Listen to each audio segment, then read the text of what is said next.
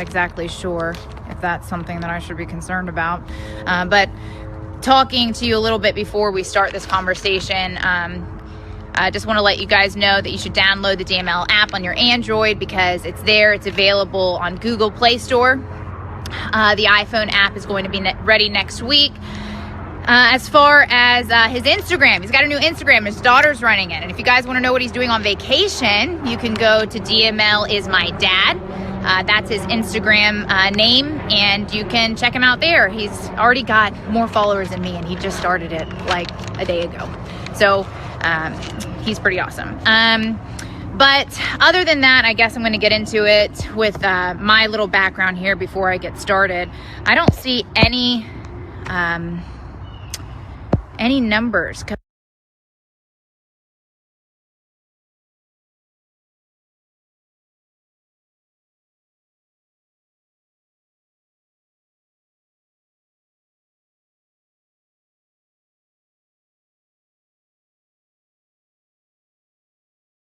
Any numbers coming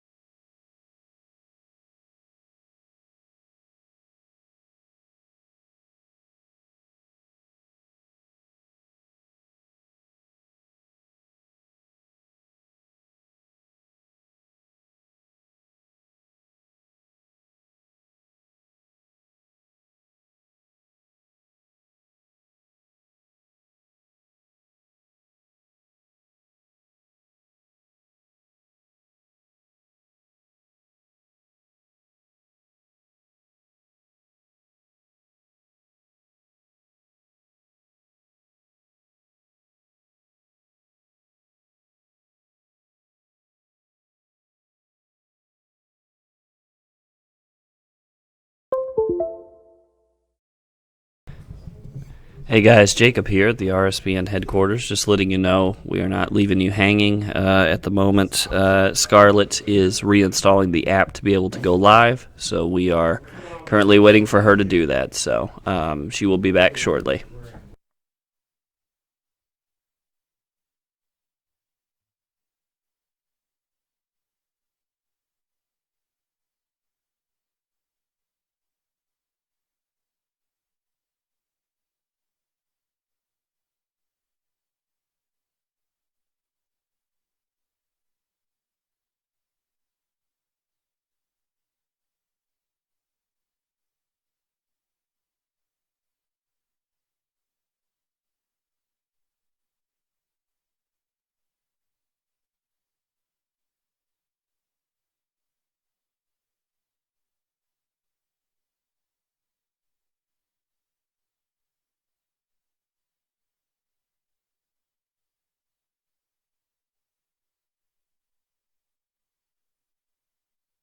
Pretty stressful. Basically, Facebook kicked me out. I don't know why. That's never happened before to me. So we're going live from Houston, Texas, folks. I'm Scarlett Fakar. I'm starting all over. So I'm so sorry for those of you that watched again. I blame Facebook again. Facebook is awful. So I'm in Houston, Texas. Yay, you can see a little bit of where I am right now. A nice little cozy neighborhood here. But again, for those of you that don't know who I am, my name's Scarlett Fakar, and I was kicked off Facebook 20 minutes ago, and I'm going again. So I was fired from my job in Houston, Texas. I'm going to kind of run through this a little fast for those of you that have already listened to some of this. I'm sorry, but I was fired from my station here, which is right around the corner, to be honest, and they pretty much fired me because of my conservative post on my private Facebook page a couple of weeks ago, back in November, when I supported Donald Trump and had a few things to say about President Obama. Gave my opinions there, and they weren't having it. They kicked me out. I was fired. They told me, they actually didn't really give me a reason, but I'm finding out from other news sources, if you go on Google, saying that, she basically was just fired. We don't have any comments. So I guess they don't really know why they fired me, but it was because of my conservative comments. You guys can go look it up. I talked about Donald Trump, why I voted for him, talked about black on black crime versus white on black crime, and they had a problem with it. They had an issue with me telling the truth. So that kind of brings me around to why I'm here with DML. I'm excited to be doing this walk and talk today. I'm sure you guys watched Harlan yesterday. He's awesome. He went live from New York. Again, I'm live in Houston. Nice little change up. But I chose to be with DML for a lot of reasons. And I thank you guys, those of you that reached out to me, told me about him, because I didn't really know about DML prior to you guys reaching out to me, letting me know about him, and the fact that you thought that I would share a lot in common with him, which I do. But the main thing that I do share in common with him is talking and speaking about the truth, reporting the truth.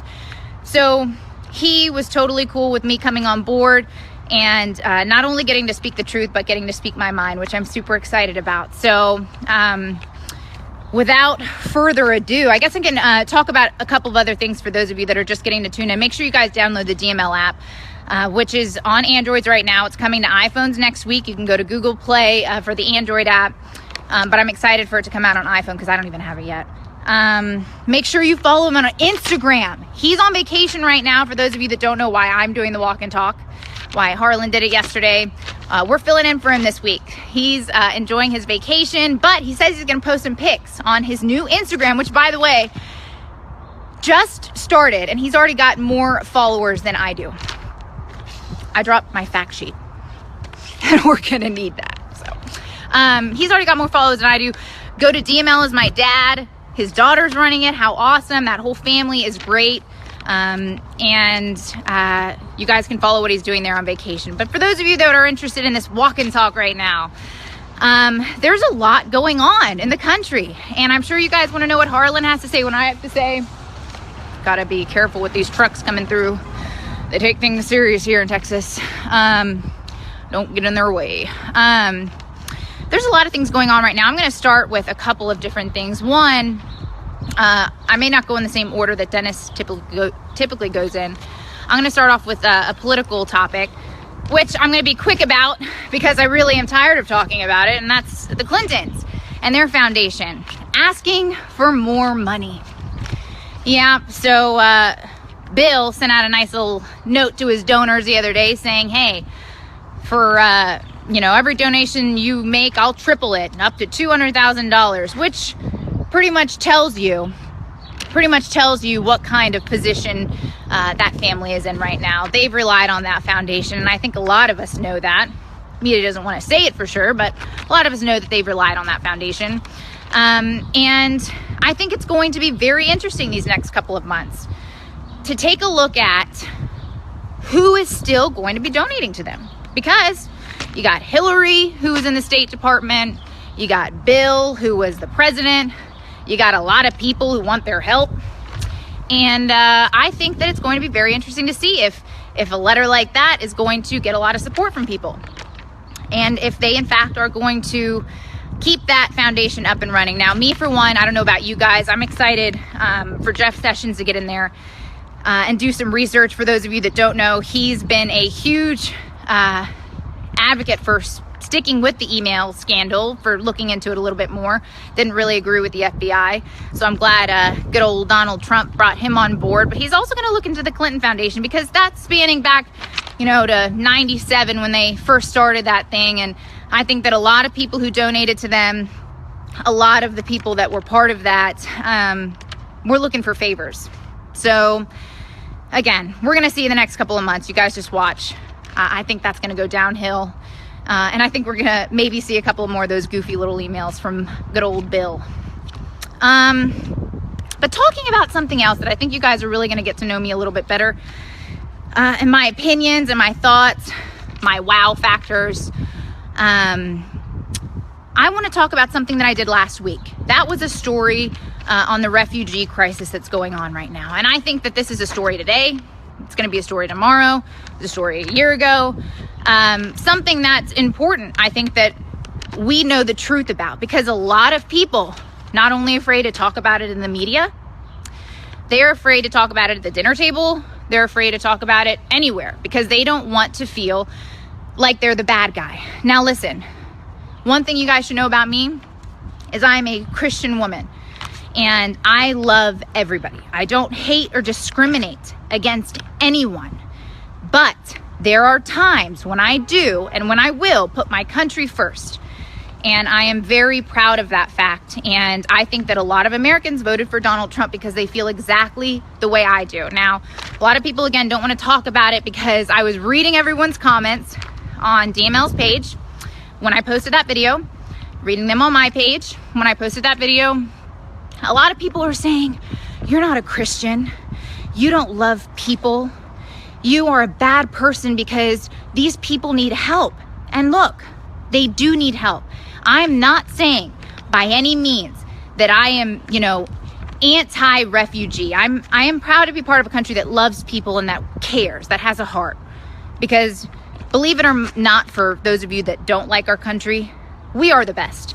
We are the best, and we have proven that over the years with the numbers of how many, refugees we've let in, with the way our country operates, freedom of speech, all that good stuff.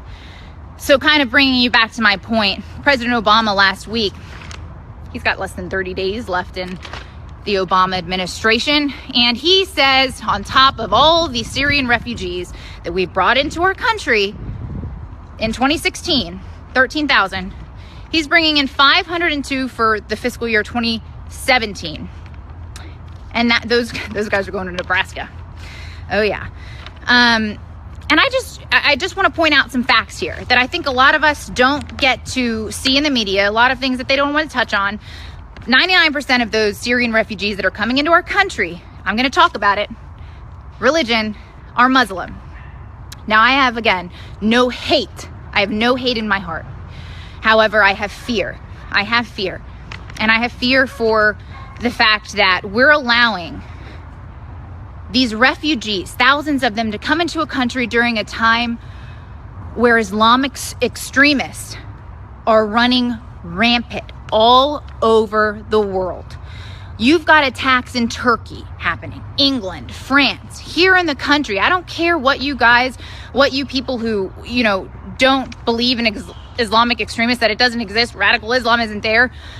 I'm going to just remind you of 9/11 because everybody seems to forget about that. I was looking up research, and a lot of studies want to not include 9/11 and the amount of Americans that have been killed by Islamic extremists. Oh, it's an outlier. We can't really include that. Oh, I'm including it. And I'm also including Orlando, for those of you that didn't hear, the recordings of the guy that said he was, an Islamic extremist and he was doing it on behalf of Islam. I'm not going to forget about San Bernardino, about Boston, about a lot of attacks that have happened here in our country. I mean, I can name a few more. I can name a ton.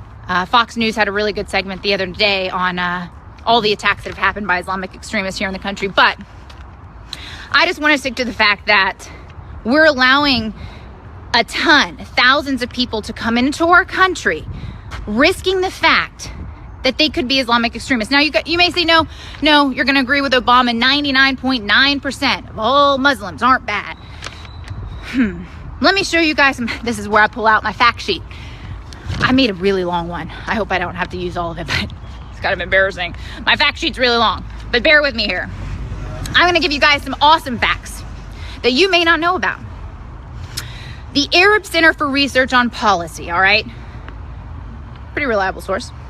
Found 13% of Syrian refugees entering Europe support the Islamic State. That's 13%. Now, I want you, while I'm talking about all these statistics, to keep in mind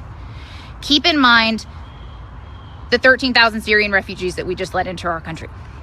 Okay?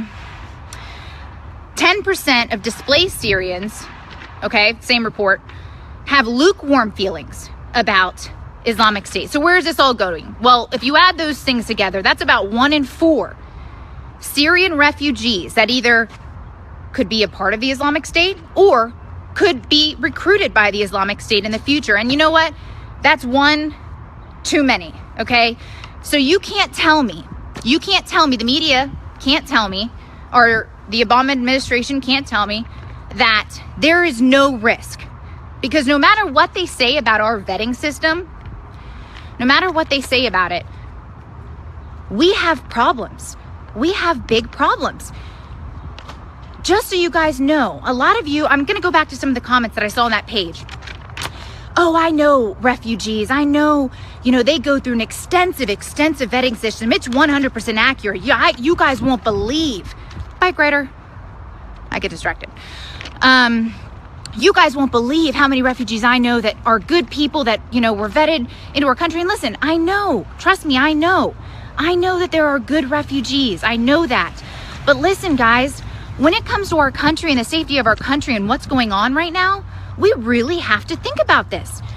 We really have to think about it because there is a large part that could be coming into our country that are Islamic extremists. Now, I kind of want to get back to another poll that is shocking because, obviously 1 in 4 that could potentially be Islamic extremists, that's shocking in itself. But let's go to a Gallup poll, okay? A Gallup poll reached out to 10 different countries, okay? A large population in those 10 different countries. And they wanted to see what portion was radical, okay? Because remember, 99% of the Syrians coming in are Muslim. They wanted to see what portion were radical. So they asked them some questions. You guys won't believe these questions that they asked. They should be pretty simple to answer. One of them, they asked in this poll, do you believe that 9/11 was justified?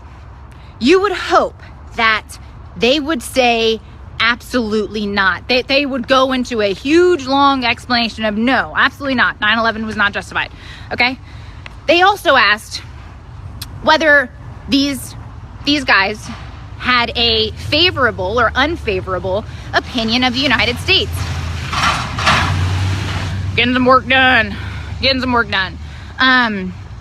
They also asked if they had a favorable or unfavorable opinion of the United States. Another very simple question to answer. You better have a favorable opinion of the United States if you come into our country, okay? Listen to this. 7% out of those 10 countries, they were seen as radical. They were considered radical after asking those two basic, simple questions. 7%. Now, you're telling me that with a weak vetting system, with a very weak vetting system asking, you know, are you an Islamic extremist? You know, do you believe that radical Islam is justified in some of the things that they've been doing? You know, these questions that they ask in this extensive vetting system, I don't care how long you sit them in that chair, I don't trust everybody, okay? And we're letting thousands of them here into our country. And you guys, I'm sorry again, going on a little, you know, tear here, but I'm just explaining to you why as a Christian, no, I'm not a bad person. And why as a Christian, yes, I can be scared, you know, having all of these people come in here that could potentially be Islamic extremists. And I'm looking at these numbers and I'm just saying, you know, wow, you know, how do we know 100% that our vetting system is not going to allow these people to come into our country? Moving on to another wow factor that I don't think a lot of you guys, maybe a lot of you guys haven't heard, is that 90,000, this was a poll done by, or a study by the Center for Studies on New Religions, which is also another very reputable center. They found that 90,000 Christians, they're going to go more into this, were killed in 2016 because of their religious beliefs. Guess what? That makes them the most persecuted religion in the entire world. Yet, oh my gosh, I love pugs. Yet, sorry, I lost you there because of the pug. 90,000 Christians were persecuted for their faith. That makes them the most, you know, persecuted religion in the entire world. And I'm sorry, but, you know, I just don't know why the media doesn't focus on that, why they're constantly focusing on, why they are constantly focusing on Muslims and what the Muslims are going through. So there's my 2 cents on refugees. But, you know, kind of going back to getting to know me a little bit better, it's been a long couple of months, but I think that by telling the truth and letting you guys in on some of these facts that a lot of people don't research or take the time to research, is going to help our country. And I think DML has got a great thing going on here. And I'm excited. I'm super excited to be a part of it. So kind of going back to the fact that you guys need to download his new app. You need to go to DML is my dad on Instagram. I think that this is going to be a great new platform for us here in America. So I hope that you guys follow. I hope that you guys enjoyed some of what I had to say today. Not too much, didn't want to go into too many different topics, kind of wanted to stick to one. That's how I work a little bit. So, but again, reporting to you from Houston, Texas. It's really quiet here. I hope you guys enjoyed that, and I will see you again Thursday. Harlan's back on Wednesday. That's tomorrow. I'm back on Thursday. And again, thank you guys, and I will talk. Let me know how I did. Oh, and also my hat. Let Dennis know what you think about my hat. You guys can email him. You know his email. Let him know what you think about my hat, what you thought about my walk and talk. Again, I like to stick to one topic, 1 or 2. So I will talk to you guys on Thursday, but I'll see you then. I'm Scarlett.